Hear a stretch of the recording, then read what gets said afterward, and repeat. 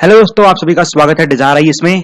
और हमारा lecture number 4 है पॉवर्टी का। ये आखिरी लेक्चर होगा पॉवर्टी के बाद पॉवर्टी का सीरीज कंप्लीट हो जाएगी। इसके बाद हम अनएम्प्लॉयमेंट चालू करेंगे और फाइनली एट द एंड हम नेशनल इनकम को कंप्लीट करके पूरी इकोनॉमिक्स की सीरीज कंप्लीट करेंगे। आई थिंक पिछले लेक्चर में थोड़ी सी साउंड की प्रॉब्लम थी।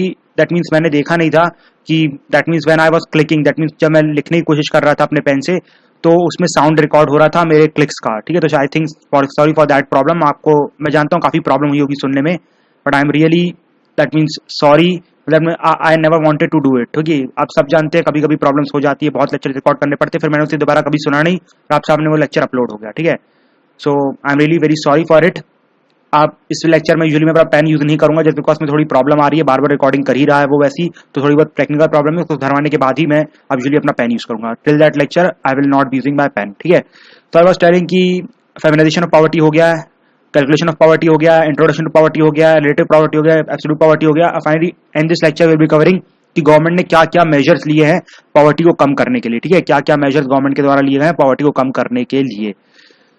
सबसे पहला जो मेजर लिया है गवर्नमेंट ने वो ये, देखो मेजर लेने से पहले हमें समझना पड़ेगा कि एलिविएशन ऑफ पॉवर्टी क्या होता है और इरेडिकेशन ऑफ पॉवर्टी क्या होता है। देखो, इरेडिकेशन का मतलब होता है कि पॉवर्टी को जड़ से खत्म करना। ठीक है, पॉवर्टी को आप जड़ से कैसे खत्म कर सकते हो? अगर आप उसे क्वालिटी ऑफ एजुकेशन दो किसी बंदे को, फॉर एग्जांपल कि अगर कोई पुअर है, ठीक है, अगर वो मान लो कि एक फैमिली है, अगर वो पुअर थी और उसके दो बच्चे हुए और दोनों को अगर आप अच्छी एजुकेशन दो, फॉर एग्जांपल फर्स्ट क्लास से ही आप उसे दैट मींस अच्छी क्रिश्चियन यूनिवर्सिटीज भेजो, ठीक है, फिर कुछ क्वालिटी ऑफ एजुकेशन दो उसे, तो ऑटोमेटिकली वो बंदा जब बड़ा होगा तो उसको काफी नॉलेज होगी, काफी कॉम्पिटिटिव होगा और बहुत ही आराम से वो कुछ एग्जाम्स निकाल सकता है और अच्छी सी जॉब पा सकता है। तो मतलब आप कह सकते हैं जब उसके पास अच्छी जॉब हो गई 25,000 की, तो सिंपल सी बात है वो पॉवर्टी से बाहर आ गया, बल्कि वो एक मिडिल क्लास इनकम फैमिली में आ गया। ठीक है, तो उसे हम बोलते हैं एरेडिकेशन ऑफ पॉवर्टी। इसके बाद दूसरी चीज होती है एलिवेटिंग पॉवर्टी। ठीक है, पॉवर्टी एलिवेशन। पॉवर्टी एलिवेशन का मतलब होता है कि हम आपको कुछ ऐसा सपोर्ट देंगे कि आप अपनी गरीबी में भी सरवाइव कर सकते हो, मतलब मरोगे नहीं। फॉर एग्जांपल हमारे यहाँ पर जो बिलो पॉवर्टी लाइन के बंदे रहते हैं उनको क्या, उनको मतलब जो राशन कार्ड से क्या दिया जाता है, गेहूं चावल एंड ऑल दीज थिंग्स, मतलब वो अभी भी पुअर है, आप सब जानते हैं वो पुअर है, बस वो लोग मर नहीं रहे हैं, बस पॉवर्टी में जिंदा है। ठीक है, तो पोस्ट इंडिपेंडेंस के बाद इंडिया ने जो ज्यादा फोकस किया था वो एलिवेटिंग में फोकस किया, मतलब अभी भी जो इंडिया का जो मेजर फोकस है वो एलिवेशन ऑफ पॉवर्टी में, एराडिकेशन ऑफ पॉवर्टी में नहीं है। इसलिए हमारे यहाँ पॉवर्टी खत्म नहीं हो सकती अगले 50 से 60 साल में। ठीक है, जब तक गवर्नमेंट ऑफ इंडिया इरेडिकेशन में ज्यादा फोकस नहीं करेगी तब तक तो बिल्कुल भी नहीं है। मतलब हमने ऐसा नहीं इरेडिकेशन में फोकस नहीं किया, हमने इरेडिकेशन में फोकस किया, बट हमारे पास इतने रिसोर्सेज ही नहीं थे कि हम कंप्लीट इरेडिकेशन कर सके पॉवर्टी का, इसलिए हम एलिवेटिंग में ज्यादा फोकस करने लग गए। ठीक है, अब एलिवेशन के अंदर हमने कुछ मेजर्स लिए।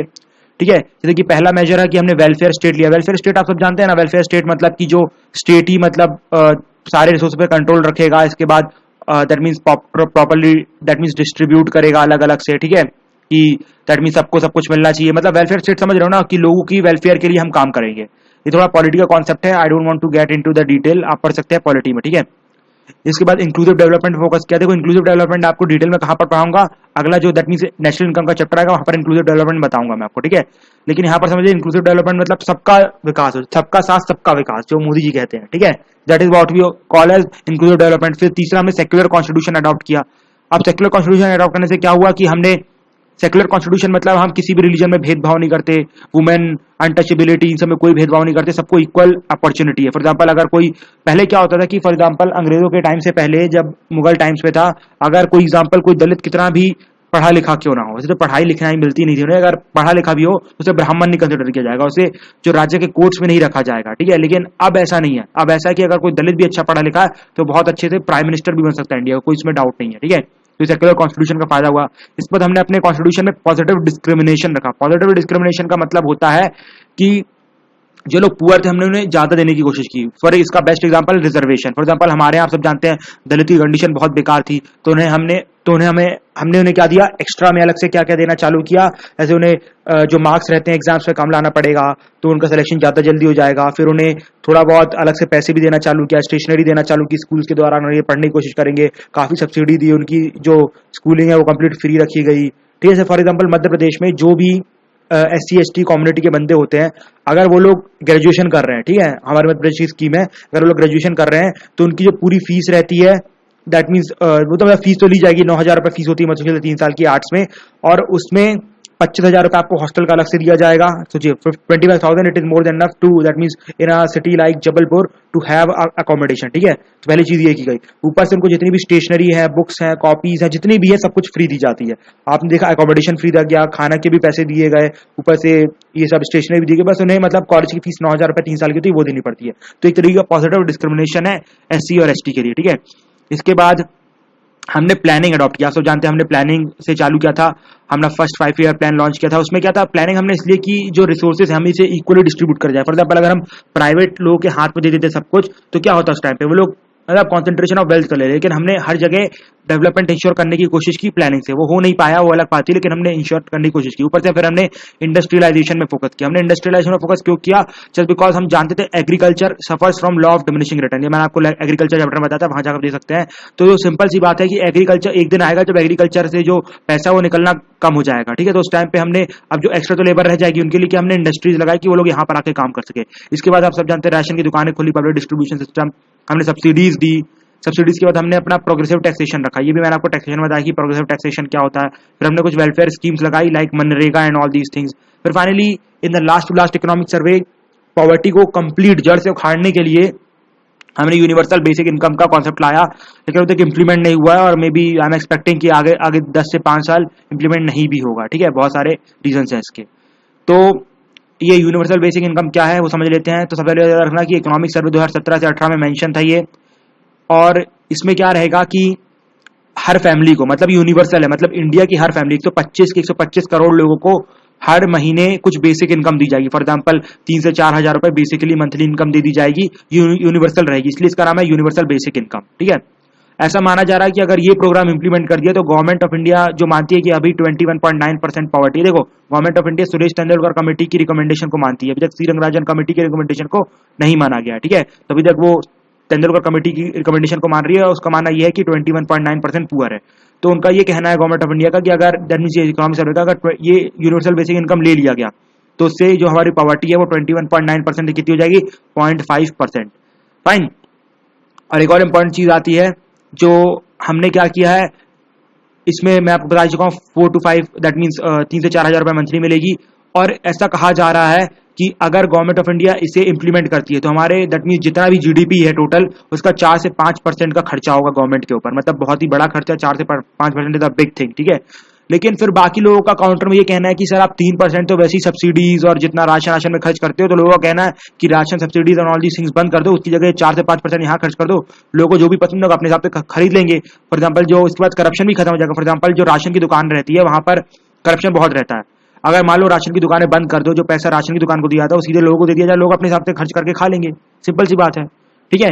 तो ये भी लोगों का काउंटर है यूनिवर्सल बेसिक इनकम को लाने के लिए। लेकिन उसके सामने कुछ चैलेंजेस है, कुछ ड्रॉबैक्स है, उसको जान लेते हैं। पहला चैलेंज तो ये जैम ट्रिनिटी। देखो ये यूनिवर्सल बेसिक इनकम तभी इंप्लीमेंट की जा सकती है जब जैम ट्रिनिटी का जो फंडा है वो कंप्लीटली सेटल हो जाए, मतलब वो सबके पास हो जाए। फॉर एग्जांपल सबके पास एक बैंक अकाउंट हो, सबके पास एक मोबाइल हो, सबके पास आधार कार्ड हो, तीनों एक दूसरे से कनेक्टेड हो। क्यों तीनों एक दूसरे से कनेक्टेड हो, देखो बिकॉज यूनिवर्सल बेसिक इनकम होगी तो सीधा पैसा आपके बैंक अकाउंट में आएगा, तो आपको अकाउंट तो चाहिए, ठीक है। अब आपको आधार कार्ड क्यों चाहिए कि हमें ऑथेंटिकेशन करना है कि सही बंदे को मिल रहा है कि नहीं मिल रहा, ठीक है। और हमें मोबाइल क्यों चाहिए कि हमें लोगों को मैसेज पहुंचाना है कि आपके पास अकाउंट में पैसा आ गया है, ठीक है। तो इसलिए जैम ट्रिनिटी का सक्सेसफुल होना बहुत ही इंपॉर्टेंट है। इसके बाद ये है कि अब देखो सेंटर का ये कहना है कि हम अकेले इतना बड़ा बर्डन नहीं उठा सकते। 125 करोड़ लोगों को हर महीने 3-4 हजार रुपए देना, इट इज बिग थिंग। तो स्टेट्स को भी कंट्रीब्यूट करना पड़ेगा, लेकिन स्टेट्स रेडी नहीं है। ऊपर से अब और कुछ चैलेंजेस ये हैं कि ऐसा कहा जाता है दैट मीन्स अगर यूनिवर्सल बेसिक इनकम आपने दे दी लोगों को, कुछ लोग तो मतलब इतने आलसी हैं कि अगर उन्हें खाना पीना दे दो और थोड़ा बहुत घर रहने को दे दो तो वो लोग 3-4 हजार रुपए में अपना गुजर बसर कर लेंगे और उन्हें मतलब काम करने की जरूरत ही नहीं पड़ेगी, मतलब वो लोग सिंपल काम करना बंद कर देंगे। हमारे यहाँ जो वर्किंग फोर्स है वो कम होना चालू हो जाएगी, इसका ये भी कहना है। ऊपर से पीपल मतलब जो लोग हमारे यहाँ वो और भी ज्यादा डिपेंडेंट हो जाएंगे गवर्नमेंट के ऊपर। हम चाहते हैं कि लोग खुद से मेहनत करें, लेकिन लोग और डिपेंडेंट हो जाए गवर्नमेंट के ऊपर। ऊपर से जैसे कि आपने देखा रिजर्वेशन आज जैसे फॉर एग्जांपल शुरू में जो रिजर्वेशन लाया गया था हमारे इंडियन कॉन्स्टिट्यूशन, वो सिर्फ 10 साल के लिए लाया गया था, लेकिन अब देखिए उसे 70 साल हो गया, रिजर्वेशन को खत्म नहीं किया गया है। मतलब अगर आप रिजर्वेशन खत्म करने की कोशिश करेंगे तो बहुत बड़ा विद्रोह हो जाएगा गवर्नमेंट के खिलाफ। तो आप समझ रहे हैं ना कि इन द सेम वे अगर इसको इंप्लीमेंट कर दिया और आप बाद में आप बोलेंगे कि नहीं हम इसे खत्म कर देंगे तो उसमें बहुत बड़ा विद्रोह हो जाएगा। और ऊपर से सबसे बड़ी बात की जो बेनिफिशियरीज हैं उनको कैसे आइडेंटिफाई किया जाए। फॉर एग्जांपल मुकेश अंबानी को महीने के 3-4 हजार रुपए देने की जरूरत नहीं है, तो उनको अलग करना है, जो गरीब है उनको थोड़े ज्यादा पैसे देना उनकी जगह, तो उनको भी आइडेंटिफाई करना बहुत ही बड़ी मुश्किलात की बात है। और एक और चीज मैं आपको बताना चाहूंगा, स्विट्जरलैंड में बात की गई थी, स्विट्जरलैंड ने किसी यूरोपियन कंट्री में बात की गई थी कि हम आपको यूनिवर्सल बेसिक इनकम देना चाहते हैं, जितनी भी आपको फैसिलिटी दी जाती है गवर्नमेंट के द्वारा, उसकी जगह हम आपको यूनिवर्सल बेसिक इनकम देना चाहते हैं। तो वहां के लोगों ने बोला था कि नहीं सर, हमें यूनिवर्सल बेसिक इनकम नहीं चाहिए, हम काम करना नहीं बंद करना चाहते। मतलब वहां के लोग इतने अच्छे हैं कि लोग चाहते हैं कि नहीं नहीं, हम डिपेंडेंट नहीं होना चाहते स्टेट्स पे, हम अपनी खुद की मेहनत की कमाई करना चाहते हैं। ठीक है, तो आप देखिए, वो अगर हमारे यहाँ लॉ किया जाए, सिंपल सी बात है, आप भी मान जाएंगे, मैं भी मान जाएंगे, कोई बड़ी बात नहीं है इसको गलत कहना। ठीक है, सो इसलिए हमारे यहाँ यूनिवर्सल बेसिक इनकम इंप्लीमेंट नहीं की जा सकती और काफी टेक्निकल प्रॉब्लम भी है उसमें। ठीक है, तो ये था हमारा छोटा सा लेक्चर एरेडिकेशन ऑफ पॉवर्टी के ऊपर। फाइनली अगला लेक्चर अनएम्प्लॉयमेंट के ऊपर होगा। ठीक है, एक लेक्चर होगा, that means I am not going to extend it more than one, that means before not more than 20 to 25 minutes. Within 20 to 25 minutes I will be covering that lecture. Okay, fine, so we'll meet in unemployment lecture. So till that time, thank you and nice day friends, and keep supporting us.